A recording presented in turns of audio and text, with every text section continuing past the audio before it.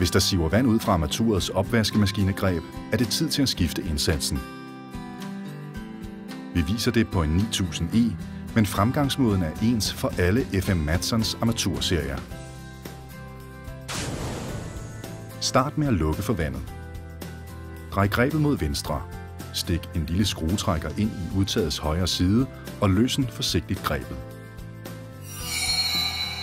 Hvis du har et 9000 armatur, så fjern dækbrikken på grebets forside og skru stjerneskruen ud, så grebet løsnes.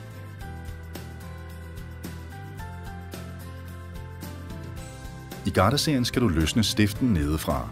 Skru derefter stjerneskruen ud og tag grebet af.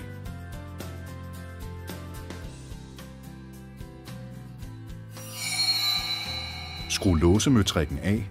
Er den som her af plastik, skal du bruge det serviceværktøj, som fulgte med dit nye armatur. Er den af messing, skal du bruge en skiftenøgle. Løft indsatsen af og kontroller, at der ikke sidder en gammel pakning tilbage, og at hullet er rent.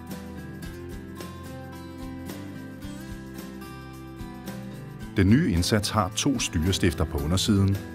Sørg for, at stifterne placeres korrekt i armaturets styrehuller. Et lille tip. Drej låsemøtrikken rundt med pegefingeren og hold på indsatsen, når du skruer møtrikken i igen. Spænd godt efter og sæt opvaskemaskinegrebet på igen. Åbn for vandet og kontroller, at der ikke siver vand fra grebet.